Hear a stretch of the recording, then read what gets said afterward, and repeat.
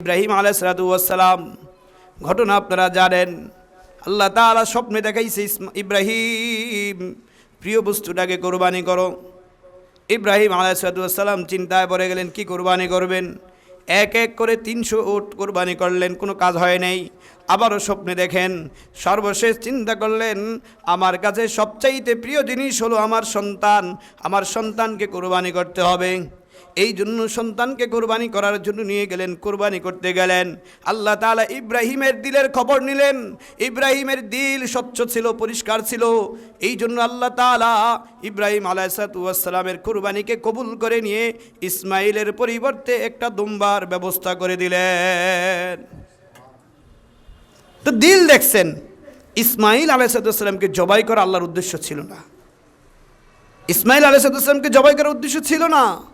উদ্দেশ্য ছিল আল্লাহ তাআলা বান্দার দিল দেখা, ইব্রাহিম আলাইহিসসালামের অন্তর দেখা, আসলে কি সে রাজি হয় কিনা। কারণ শেষ বয়সে একটা ছেলে পাওয়া, বাচ্চা পাওয়া, এটার দাম কিন্তু অনেক বেশি। এক নানা বলতেছে যে নাতিকে এত আদর করে, নাতি এত মারতেছে, তারপরও তাকে আঘাত করে না। তো তার মেয়ে বলতেছে আপনি কেন তাকে মারেন না। বলে আমরা জানি একটা বাচ্চার কি মায়া। তাহলে আমাদেরকে যে মারছেন, তখন তো আমরা জানি না। তো বৃদ্ধকালে বোঝা যায় একটা সন্তানের মায়া কতটুকু, একটা বাচ্চার মায়া কতটুকু। এটা কিন্তু যুবককালে বোঝা আসে না, বৃদ্ধকালেই আসে। আমার ভাইয়েরা, এই জন্য ইব্রাহিম আলাইহিসসালামের কাছে সবচেয়ে মায়াবী ছিল, কিন্তু তারপরে আল্লাহর জন্য উৎসর্গ করে দিয়েছেন। বলেন তো বর্তমান জমানায় সবচাইতে বেশি পছন্দনীয় এবং প্রিয় মানুষের কাছে কোন জিনিসটা কইতে পারেন? টাকা পয়সা। সবচাইতে পছন্দনীয় এবং প্রিয় এটা হলো বর্তমান জমানায় মানুষের কাছে টাকা পয়সা। দেখবেন টাকা যদি কাউকে দিতে চায় কেউ নিষেধ করবে না। তাহলে বোঝা গেল মানুষের কাছে উপার্জিত যেই সম্পত্তি টাকা, আপনার বেতনের টাকা যদি হারিয়ে ফেলে কি আফসোসটা আপনি করবেন। আপনার বেতন যদি যা বেতন তার 3 ডবল আপনাকে এক মাসে দিয়ে দেয়, আপনি কি না খুশি হবেন। তো এত খুশি হওয়ার কারণ কি? কারণ এটা আপনার কাছে সবচেয়ে প্রিয় জিনিস। সেই প্রিয় জিনিসটাকে আপনি আল্লাহর জন্য কোরবানি করবেন, ব্যাংকে রাখার জন্য না। সেই প্রিয় জিনিসটাকে আপনার হাতে পকেটে রাখার জন্য নয়, আল্লাহর জন্য কোরবানি করবেন। যে আমার কাছে প্রিয় পছন্দ হওয়া সত্ত্বেও আমি এটা আল্লাহর জন্য কোরবানি করে দেব। এটা দিয়ে আমি খরিদ করে, ক্রয় করে আমি এটা আল্লাহর জন্য কোরবানি করে দেব। এজন্য ইব্রাহিম আলাইহিসসালামের যে নিয়ত ছিল, ওই নিয়তে কোরবানি করা।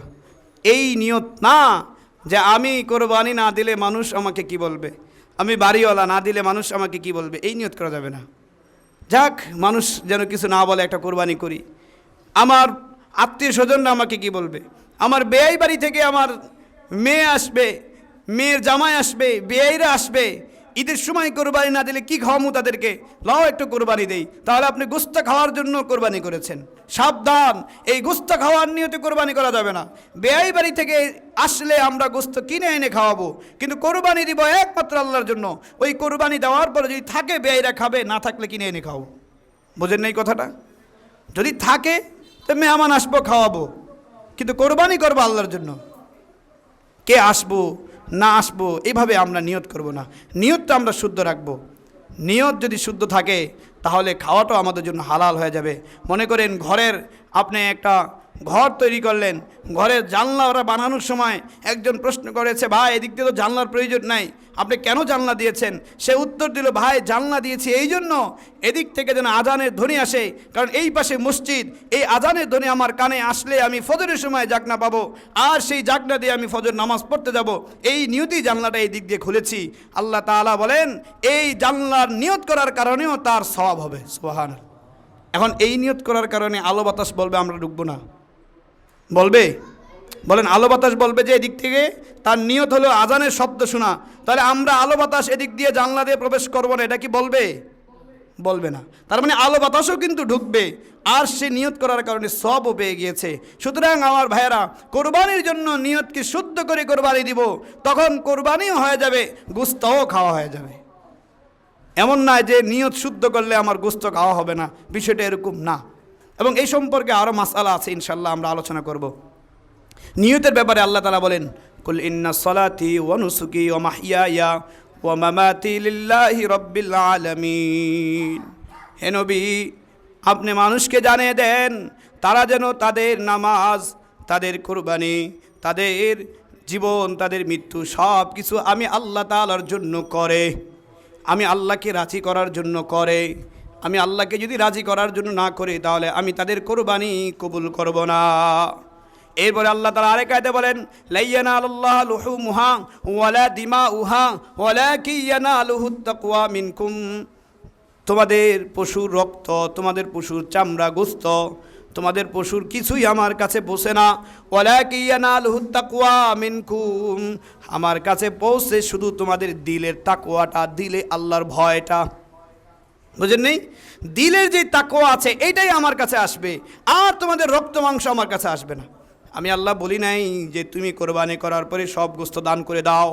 আমি আল্লাহ বলি নাই কোরবানি করার পরে তোমার সব গোশত অমুকরে দিয়ে দাও। আমি আল্লাহ বলি নাই কোরবানি করার পরে সব গোশত বিক্রি করে আমার মসজিদে দিয়ে দাও। এটা বলছে আল্লাহ তাআলা? বলছে না না, আমি আল্লাহ তাআলা তোমাদের জন্য কোরবানির গোশতকে মেহমানদারি রেখে দিলাম। তোমরা কোরবানি করলে আমার জন্য, আমি আল্লাহ তোমাদের জন্য মেহমানদারি হিসেবে এই গোশতগুলো তোমাদেরকে দিয়ে দিলাম। এই জন্য এই 5টা দিন রোজা রাখা হারাম। রোজার ঈদের দিন রোজা রাখা হারাম, কারণ ঈদের দিন আল্লাহ তাআলা বান্দার জন্য মেহমানদারির ব্যবস্থা করেছেন। একটা মাস রোজা রেখেছো, ঈদের দিন তোমাদের জন্য আজকে আনন্দ, আজকে রোজা রাখা হারাম। যাও যাও, যা মন চায় খাও, আনন্দ করো। এই জন্য রোজার ঈদের দিন রোজা রাখা হারাম। 2 নাম্বার হলো এই আরাফার দিন, আরাফার পরের দিন অর্থাৎ 10 তারিখ, 11 তারিখ, 12 তারিখ, এই 3 দিন রোজা রাখা হারাম। কেন? এবং এর পরের দিন অর্থাৎ 10, 11, 12, 13 এই 4 দিন রোজা রাখা হারাম। এগুলোকে বলা হয় আইয়ামে তাশরিক। এই আইয়ামে তাশরিকের এই 4 দিন রোজা রাখা হারাম। কেন হারাম? কারণ হলো আল্লাহ তাআলার জন্য তোমরা কোরবানি করেছ, এবার আল্লাহ তাআলা তোমাদের জন্য মেহমানদারির ব্যবস্থা করেছেন। 4 দিন রোজা রাখো না, খাও, খাও, খাওয়াও, উত্তমভাবে ভক্ষণ করতে থাকো। যাও, আজকে তোমাদের জন্য রোজা রাখা হারাম। কেউ যদি চায় আমি রোজা রাখবো, আল্লাহ বলে না না, রোজা রাখো না, খাও। তাহলে আল্লাহ তাআলাই দিয়েছেন আমার ভাইয়েরা। এই জন্য যারা সমর্থবান তারা রোজা কোরবানি করব, এবং নিয়তকে শুদ্ধ করেই আমরা কোরবানি করার চেষ্টা করব। 2 নাম্বার হলো কোরবানির ক্ষেত্রে আরেকটা জরুরি মাসালা। আমি মাসালা ঈদের দিন আলোচনা করব, যেহেতু ওই দিন মনে থাকবে, সাথে সাথে কাজ করবেন। কিন্তু এখন কিছু মাসালা জরুরি। 1 নম্বর হলো আমরা অনেক সময় বিদেশে থাকি, ছেলে বিদেশ থাকে, তো ছেলে টাকা ওর মালিক ছেলে, বাবা কিন্তু না। বাবাকে খরচপাতি দেয়, বাবা এলাকায় বাড়িতে থাকে, বক্ষণ করে চলে। ছেলে প্রত্যেক মাসে 10,000 টাকা দেয়। আমার বাবার কথাই বলি, আমার বাবার অত অর্থ সম্পত্তি নাই, কিন্তু আমার বড় ভাই টাকা দেয়, আমি টাকা দিই, 2 জনের টাকা দিই, তারা সংসার চলে। যদিও আমরা একত্রে এখনও আছি। তো এখন কোরবানি ওয়াজিব কার উপরে? কোরবানি ওয়াজিব হবে যার টাকা আছে তার উপরে। এখানে বাবার টাকা নাই, বাবার কিন্তু এককভাবে টাকা নাই।